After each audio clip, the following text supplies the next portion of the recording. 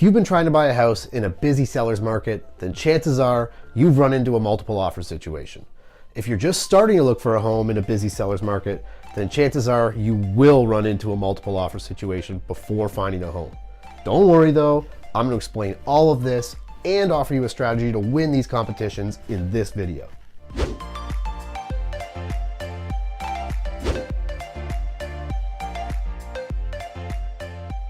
Hey, what's up everyone? Matt Rooney here, and on this channel we talk everything real estate, from buying, selling, investing, to becoming an agent, becoming a broker, even building a team. You name it, we talk it. Consider subscribing, and at any point during this video, check out the link or description below for more information. For those of you that don't know, when we talk about multiple offers in real estate, what we're referring to are competing offers on a listing. What typically happens is a seller will list their house for slightly less than the home's market value, and they'll let competition drive the price up. It doesn't always work out the way the seller wants, but if it's done correctly, it can be a great way to get top dollar for your home. Unfortunately, this can be very frustrating for buyers, as they may end up competing for several homes before they finally win a bid. But keep watching, and we'll talk about how to win faster. Now, these multiple offers could happen one of a few ways. A, the sellers may place their home on the market and then sign a form that says they will not view any offers until a specified day and time. All interested parties will then register their offer, which basically means state in writing that they will be bringing an offer on that date, and then the sellers will review all offers they receive. B, the sellers may have a specified day and time listed, but are willing to review bully offers. Basically, they want to review offers at a certain time, but they're not willing to let a great offer slip away because their offer date isn't for another week. In this scenario, the listing agent, if they're worth even a fraction of their commission, will let every other agent that has shown the home know that a preemptive offer was received and that they are now reviewing offers ahead of schedule, effectively changing the offer date. Or C, the sellers list their home with no offer date, but the home and/or price of the home are attractive enough that they receive more than one offer. Like in scenario B, the listing agent likely contacts buyer agents that have shown the home and lets them know that an offer was received, and the buyer's agent's clients decide they'd like to compete. Okay, so here's what you need to do to improve your odds of winning in one of these scenarios. First, get pre-approved and know what you can afford. If what you can afford is $400,000 and you're competing on a home listed for $399,000 with 7 bids, you probably won't win this bidding war.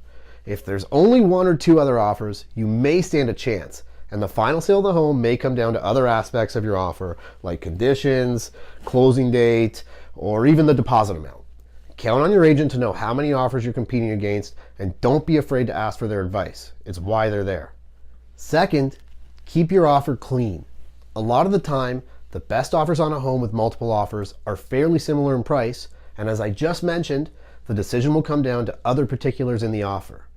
Now, I'm not telling you to do anything that will put you or your finances at risk, but if there are 2 offers for the same amount of money and one has no conditions while the other does, the sellers will probably take the unconditional offer.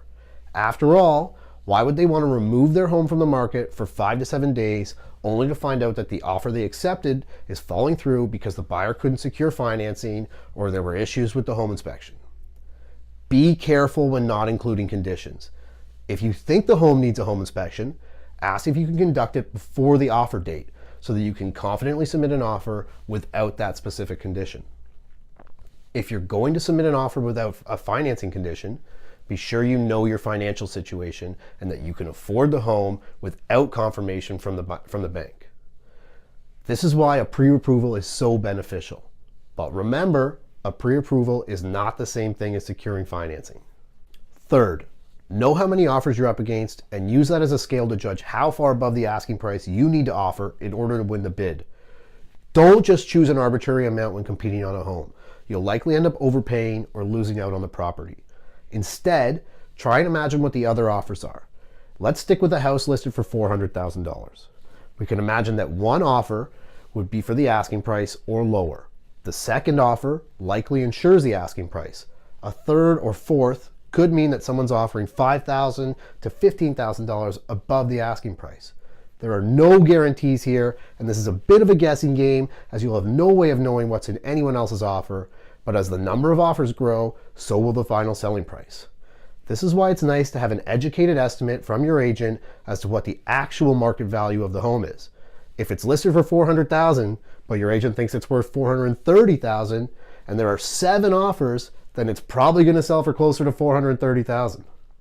When drawing up your offer, try and accommodate the seller as best as possible while staying within your means. If they have a preferred closing date that you can work with, include that in your offer.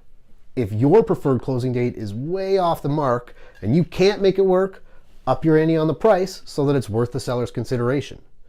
If they've excluded certain chattels from their home, like let's say their hot tub, and you're not sure your bid will be the highest bid in dollars, don't go bargaining to have that chattel included. What you need to know here is what happens after everyone has submitted their offers. Chances are that some of the best offers will be very similar to each other. They could be the same in price with minor differences in conditions, or they could be not far off each other in price, but vary quite a lot in their conditions.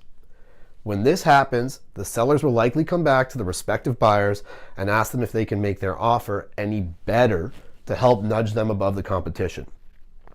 My advice to you is to make your best offer the first time so that when this happens, you can say, no, we've already put our best foot forward. If you had an extra $5,000 you were willing to spend on this property in competition, you should have included it in your original offer. Many times, when the sellers come back to multiple buyers asking them to do better, a couple or even a few of the buyers will continue to up their price, which in turn continues to edge up the selling price of that home. It's not a fun scenario to be in, and if you don't win the bid, all you've done is successfully made the price more expensive for someone else. Finally, here's a small tidbit that could tip the scales in your favor. Try writing a small note to the sellers to accompany your offer. Explain why this house is important to you and what your life situation is, provided it merits mentioning. In certain instances, 2 offers will be close to identical, and the sellers will have to choose between what's in front of them. If you're a family looking for a home, and your competitor is an investor looking to rent out the home, this note will let the sellers know that and could sway things in your way. If you have a great agent, they'll take care of selling you to the sellers, but this is a nice little touch that occasionally works. I have seen a seller take less money for their home because they preferred to help out a young family over an investor, and it was one of these notes that helped that young family win the bid. It doesn't work all the time, but it's definitely worth a shot. That's it for today. Thanks for tuning in. Definitely subscribe for more videos covering all things real estate. And if you know anyone that this video would be valuable to, please share it with them. If you found this video helpful, you may also want to check out my detailed 7-step first-time homebuyers guide right here. Hit me up below or shoot me an email with any questions or comments. And until next time, this is Matt Rooney talking everything real estate. And we'll talk about how to win faster. That screen was just, I was way ahead and it was stuck behind the phone. Or they finally win a bid, fuck. It's okay, first.